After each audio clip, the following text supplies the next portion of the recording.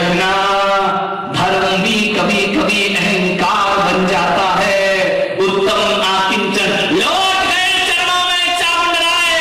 हे बाबा, आज तूने मुझे मेरी औकात से परिचय करा दिया। ध्यान रखना, जैसे हैं गोमटेश्वर भगवान, आज भी देखना कितना भी अभिषेक हो बाबा पूरे नहा जाते हैं, लेकिन आज भी नाक के नीचे पानी नहीं आया करता है। आज भी ये भाग सूखा है। किसके लिए सूखा है? वो गुल्ली का आजी के लिए वह भाग सूखा है। आओ, अहंकार के कलश मत ढालो, प्रभु पर ध्यान रखिए। ऐसा अतिशय दुनिया में कहीं नहीं घटा होगा जो गोमटेश्वर भगवान ने सारे जगत को दिखा के रख दिया। मान्यवर, जैनियों की शान बनकर खड़े हैं बाबा गोमटेश्वर। सौभाग्यशाली होते हैं वो लोग जिन्हें ऐसे ईश्वर की प्राप्ति हुआ करती है। मान्यवर, गोमटेश्वर ने किसी का अभिमान स्वीकार नहीं किया। एक बुढ़िया की लुटिया गजब कर गई। ध्यान कर, एक लुटिया में गंगा बह गई, जमुना बह गई, सरस्वती बह गई। बड़े बड़े कलश रीते के रीते वापिस आ गए। अहम मत लाना त्याग का, अहम मत लाना तपस्या का, अहम मत लाना रुपए पैसे का। ध्यान क्या है हमारे पास? सब दुनिया से बटोरा है, दुनिया में ही छूट जाना है। ये चंद मिट्टी के ठीकरे बटोर कर हम अकड़े अकड़े घुमा करते हैं। कौन सा धर्म है हमारे पास? कौन सा अपरिग्रह है हमारे पास? महात्मा गांधी, मैं मानता हूं कि भगवान महावीर के बाद इस धरती पर कोई सच्चा जैन पैदा हुआ तो महात्मा गांधी इस धरती पर पैदा हुए। हमने तो महावीर के अपरिग्रह को पूजा है, हमने तो महावीर के सिद्धांतों की आरती उतारी है, हमने तो महावीर के दर्शन को केवल श्रद्धा से शीश झुकाया है। पर महात्मा गांधी ने तो भगवान महावीर के दर्शन को जीकर दिखाया। ध्यान रखना, एक महात्मा गांधी थे जिन्होंने अहिंसा को पूजा नहीं, अहिंसा की ताकत सारे जगत को दिखा के रख दी कि हजारों वर्षों की गुलामी से देश को मुक्ति अहिंसा के दम। कैसे विचार रहे? महात्मा गांधी का जन्मदिन आया, कस्तूरबा ने एक दीप जला दिया घी का। महात्मा गांधी स्टेज पर पहुंचे, उन्होंने कहा ये दीप किसने जलाया?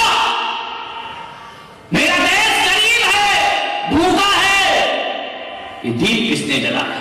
पूरी सभा में सन्नाटा हो गया। कस्तूरबा अपराधी मुद्रा में खड़ी है, उसने कहा बापू मैंने जलाया। क्यों जलाया? आज आपका जन्मदिन है इसलिए दीप जलाया। बोले तुमने मेरा जन्म लेना व्यर्थ कर दिया कस्तूरबा, मेरी साधना खराब कर दी तूने। क्या हुआ बापू? बोले तूने ये दीप क्यों जलाया पगली? मेरा जन्मदिन इसलिए दीप जलाया, इस दीप के इस घी को तूने आग में जला के बर्बाद कर दिया। अरे मेरा जन्मदिन मनाना था तो ये घी किसी गरीब की रोटी में लगा देती, मेरा जन्म लेना सार्थक हो जाता, किसी के पेट में चला जाता, मेरा जन्म लेना सार्थक हो जाता। क्यों जला दिया तूने इस घी को आग में? मेरा देश रूखी रोटी खा रहा है और मैं घी से आरती उतरवाऊं अपनी? तू मेरे सिद्धांतों को नहीं समझ पाई। कस्तूरबा ने अपराध बोध से क्षमा मांगी। महात्मा गांधी ने कहा कभी घी मत जलाना, गरीबों को खिलाना। सोचिए वो सब में दृष्टि या हम सब में दृष्टि? विचार करिए किसके अंदर धर्म है? महात्मा गांधी की आदत थी कि रोज सुबह एक गिलास दूध में 2 खजूर डालकर पिया करते थे उबाल कर। एक दिन लाल बहादुर शास्त्री ने सोचा कि बापू इतनी मेहनत करते हैं, इतना मानसिक परिश्रम करते हैं, 2 खजूर से होता क्या है? उन्होंने तीसरा खजूर और डाल दिया। बापू के पास गिलास आया दूध का। बापू ने कहा कि शास्त्री जी, लगता है कुछ ज्यादा है। क्या ज्यादा है? बोले आज दूध में कुछ ज्यादा है। क्या इतने संवेदनशील हम? बोले आज लगता है कुछ ज्यादा है। शास्त्री जी ने कहा क्या ज्यादा है? बोले मुझे नहीं मालूम, तुम बताओ क्या ज्यादा है। शास्त्री जी ने कहा कुछ नहीं बापू, 2 खजूर रोज डलते थे, आप इतनी मेहनत परिश्रम करते हैं, मैंने 1 खजूर और डाल दिया। गांधी ने कहा क्यों डाल दिया? बोले क्या फर्क पड़ता है? 1 खजूर से कोई फर्क पड़ता है? 2 है वैसे 3 है, फर्क क्या पड़ेगा? बापू ने कहा मिल गया मुझे ज्ञान। शास्त्री जी आज तुमने मुझे ज्ञान दे दिया, आज तुमने मुझे बोध दे दिया। मैं भी कैसा ना समझ था। शास्त्री जी ने कहा क्या ज्ञान मिल गया? बोले आज से मैं नियम लेता हूं कि दूध में 1 ही खजूर खाऊंगा। ध्यान रखिए, क्या इतनी साधना किसी जैन की है? आज से नियम लेता हूं 1 ही खजूर लूंगा, बाकी बिल्कुल। शास्त्री ने कहा क्या कैसी बातें कर रहे हो बापू? बोले अभी तुमने कहा ना कि 1 खजूर से फर्क क्या पड़ता है, इसलिए तूने 3 डाल दिए। लेकिन जब 1 खजूर से फर्क ही नहीं पड़ता है तो मैं 2 गाय को खा रहा हूं, फिर तो मुझे 1 ही खजूर लेना चाहिए। मेरे जीवन की साधना है, ये अपरिग्रह है। ध्यान रखिए, जब 1 से कोई महत्व ही नहीं है तो मैं 2 क्यों लेता हूं? तुम सोच रहे हो 1 का महत्व नहीं तो 3 ले लो, और मैं सोच रहा हूं जब 1 की कोई कीमत नहीं है तो 2 लेने की जरूरत क्या है? आज से मैं 1 ही खजूर का संकल्प। ये होता है अपरिग्रह मेरे भाई। क्या इतना अपरिग्रह बात हम जैनियों की भावनाओं में मौजूद है? हमारे अंदर तो ये है कि जो मेरा है तो मेरा है, जो पड़ोसी का है वो भी।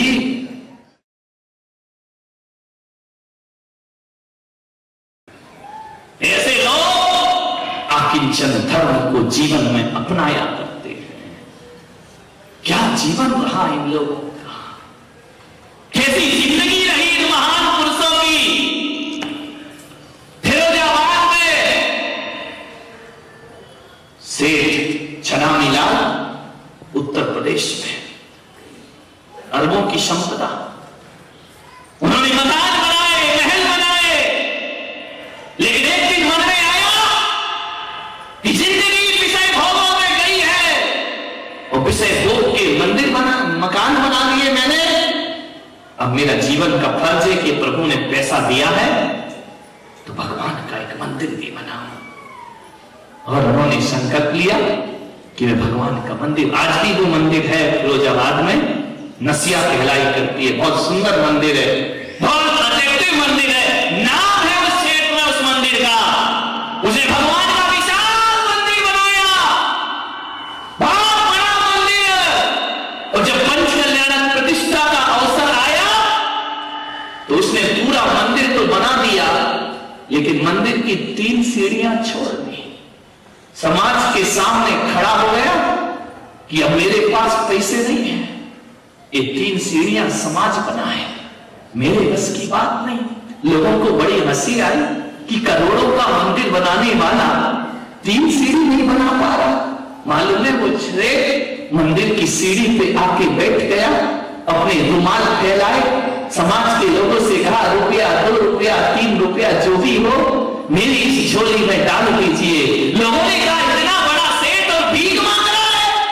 उसने कहा मैं तभी प्रतिष्ठा होगी, पैसा डालो। ये 3 सीढ़ियां बनाने की मेरी औकात तो इतनी थी कि एक मंदिर और बना देता, लेकिन फैला के दामन बैठ गया। इसमें डालो, किसी ने ₹2 डाले, किसी ने ₹1 डाले, किसी ने ₹5 डाले, इकट्ठे किए सब पैसे। और सेठ से पूछा कि आपने पैसा क्यों मांगा? आपके पास तो अपार दौलत है। उसने कहा ये पैसा इसलिए मांगा कि कल मेरे अंदर ये भ्रम पैदा ना हो जाए कि ये मंदिर मैंने बनाया है, ये समाज की संपदा है और समाज को मैं वापिस सब मेरा नाम ये भगवान का मंदिर है, भगवान ने बनवाया है और ये चंदा मैंने इसलिए लिया है कि कल समाज भरी सभा में बोल सके कि मंदिर मेरा नहीं, ये मंदिर पूरी समाज ने मिलकर के बनाया हो। कैसे कैसे लोग हुए इस धरती पर, विचार करिए। 3 सीढ़ी नहीं बनाई उस सेठ ने समाज के पैसों से। कल मुझे अहंकार ना आ जाए कि मंदिर मैंने बनाया है, ये तो प्रभु की कृपा है, उसने बनवाया, मैंने बना लिया। उत्तम आकिंचन धर्म हुआ करता है। ये मत सोचो कि आप थोड़े से पूजा पाठ कर रहे हैं तो बहुत बड़े धर्मात्मा। अरे मेरे भाई, जब ये बात किसी चामुंड राय के मन में आ जाती है कि 57 फीट ऊंची प्रतिमा मैंने बनवाई है, अपना पैसा सार्थक किया है, इतने विशाल गोमटेश्वर बाहुबली भगवान की प्रतिमा खड़ी मैंने की है, बस इतना सा विचार मैं करूंगा पहला अभिषेक। बाबा ने कहा आओ करो तुम पहला अभिषेक। अरे गोमटेश्वर भगवान, 1200 साधुओं ने जिसकी प्राण प्रतिष्ठा की हो, नैनी चंद्राचार्य ने जिसका मंत्रोच्चारण किया हो, और जब मैं प्रतिमा बनाई जा रही थी, हजारों साधु उस पत्थर पर मंत्र दिया करते थे, उसे अतिशयमान बना रहे थे। चामुंड राय ने खड़ी की बाहुबली की प्रतिमा। मान्यवर, आज पूरे विश्व में 8वां अजूबा बनकर गोमटेश्वर भगवान खड़े हुए हैं दक्षिण में। विशाल मूर्ति जिसका चित्र इतना सुंदर है, उसकी मूर्ति कितनी सुंदर नहीं रही होगी। खड़ी कर दी मूर्ति, चामुंड राय चले सोने का कलश लेकर, बाबा का नमन करूंगा। बाबा ने कहा क्या बोलते हो, मैंने बनवाई है। अरे पैसे के चक्कर में जैनब तो भूल गया, जैन दर्शन भूल गया। जैसे ही डाला कलश सिर पर, पानी शिखाओं में समाहित होकर रह गया। और डाला, कहते हैं गाड़ियां भर भर के पानी डाला, बाबा ने नमन नहीं किया। डालते रहो, धीर चीर की धार लगी। गोमटेश्वर भीगते नहीं है, ध्यान रखिए। पानी यहां चलता है, यही समाप्त हो जाता है, पूरी चर्चा का विषय बन गया। पंच कल्याणक संपन्न हुआ। नेमी चंद्र आचार्य खड़े हैं, सिद्धांत चक्रवर्ती। उन्होंने कहा कि चामुंड राय, बाबा नमन स्वीकार क्यों नहीं कर रहे हैं? पंचम काल की घटना है मेरे भाई। नहीं राजे आए, महाराजे आए, पूरे हिंदुस्तान से सेठ साहूकार पहुंचे, सबने कलश डाले। अहम के कलश गोमटेश्वर स्वीकार नहीं करते हैं। ध्यान रखना, यदि अहंकार चक्रवर्ती को आ जाए तो बाहुबली झुकने वाले, जिन्होंने भरत का मान भंग कर दिया। सेनापति चामुंड राय, तुम कौन हो जिन्होंने चक्रवर्ती को भुजाओं में उठा लिया? ऐसे गोमटेश्वर भगवान बाहुबली नहीं किया स्वीकार। अरे जब तक धरती पे रहे तो किसी के सामने झुके नहीं। चक्रवर्ती को भी दिखा दी कि भुजबल की ताकत कितनी, वो स्वाभिमान का प्रतीक हमारे बाहुबली भगवान। ध्यान रखना, खड़े रहे अड़िग बन करके। मान्यवर, हजारों कलश जले, लाखों कलश डाले गए, बाबा ने स्वीकार नहीं किया। नहीं, कोई नहीं, धनपतियों की कोई जरूरत नहीं, अकड़ वालों की। एक बुढ़िया चली लुटिया लेकर, मुझे बाबा का नमन करने दो, मुझे अवसर दो। तू कहां जा रही है, पागल है क्या? बड़े बड़े तो नमन करा नहीं पा रहे, तू ये लुटिया लेकर जा रही है।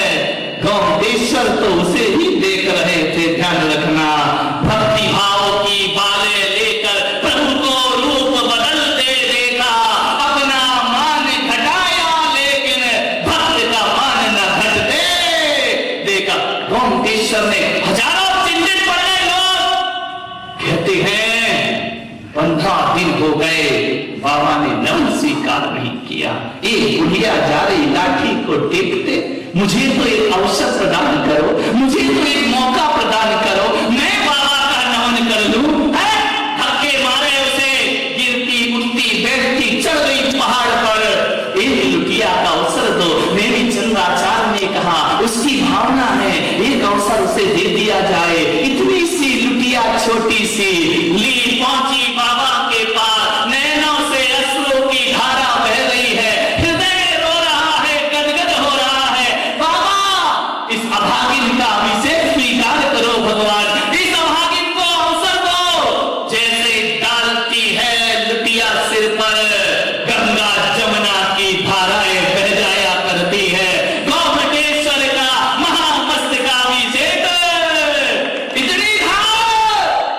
हिमालय से जैसे गंगा फूट पड़ी हो, यमुना